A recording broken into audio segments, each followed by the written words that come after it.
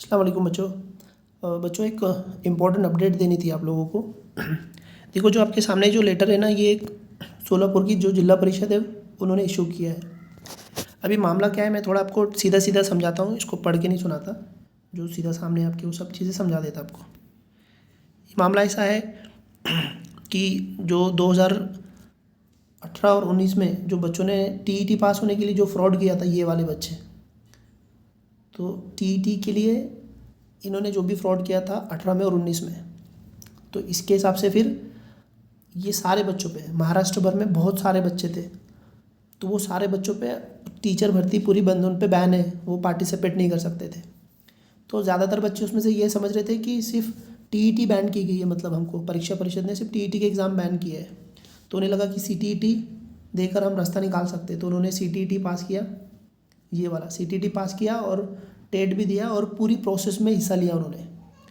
अब जब वो डॉक्यूमेंट वेरिफिकेशन का जब टाइम आया था, या फिर आपने जब फॉर्म भरे थे, तो फॉर्म दो जगह भरे थे आपने, एक तो टेट के लिए फॉर्म भरे थे, उसके बाद में पवित्र पोर्टल पे फॉर्म भरे थे। तो वहाँ पे साफ तौर पे कहा गया था कि वो बच्चे को फॉर्म नहीं भरना है, या फिर वो बच्चों को पार्टिसिपेट नहीं करना है जो फ्रॉड में थे। 2018-19 की जो फ्रॉड हुआ था उसमें थे, तो बच्चों को नहीं करना था पार्टिसिपेट। तो इन्होंने सारी प्रोसेस की बच्चों ने, सीटीईटी पास किया, टेट एग्ज़ाम दी, पवित्र पोर्टल पे फॉर्म भरा, उनका नंबर भी लगा, सिलेक्शन भी हुआ। और जब डॉक्यूमेंट वेरिफिकेशन के लिए वो गए, तो वहाँ से उन्हें एक एफिडेविट लिया गया उनसे। एफिडेविट में ये कहा गया था कि आपने पिछले फ्रॉड में आप थे नहीं, 18 और 19 के, उसके बाद में आपने कोई डॉक्यूमेंट डुप्लीकेट नहीं दिए, जाली नहीं दिए, सारी बातें लिखी थी रहती उसमें, वो देना रहता है हमको, एक एफिडेविट देना रहता है। तो ये बच्चों ने भी दिए। अब ये बच्चे, जो बच्चे थे, ये 18 और 19 के फ्रॉड में ऑलरेडी इन्वॉल्व थे।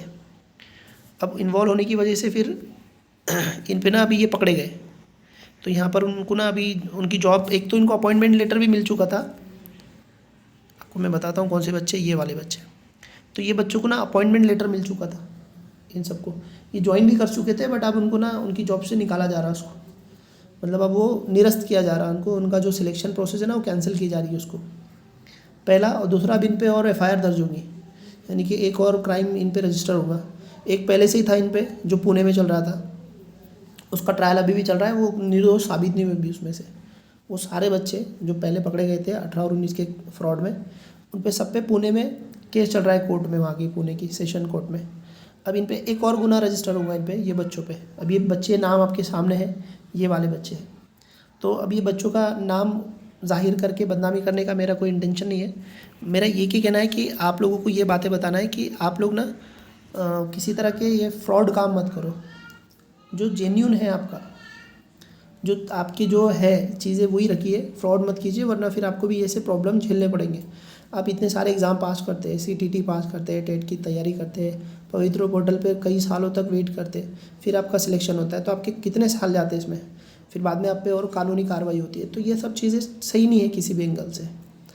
तो बेहतर है खुद को क्लियर रखिए, किसी भी फ्रॉड तरीके से कोई रास्ते अपना ही नहीं, किसी को ना पैसे दे ना कुछ करे, मेहनत करें, पढ़ाई करो, मेहनत करके अच्छे से जॉब लग रही तो आपके नंबर अच्छे तो जॉब मिलेगी, नहीं तो नहीं रहेंगी, पर ये सब प्रॉब्लम तो झेलना नहीं पड़ेगी। तो ये अपडेट थी जो आपको देनी थी, ये बहुत इंपॉर्टेंट है। उम्मीद है आप सब लोग ये ऐसे जितने भी फ्रॉड के जो महाराष्ट्र भर में या फिर पूरे देश में भी चलते हैं फ्रॉड के केसेस, तो इससे बचेंगे और ऐसी कोई भी एक्टिविटी में इन्वॉल्व नहीं होंगे जो फ्रॉड कराने वाली है। अभी के लिए इतना ही बच्चों, अपडेट के लिए बने रहिए और मिलते जल्दी। अल्लाह हाफिज़, बाय बाय।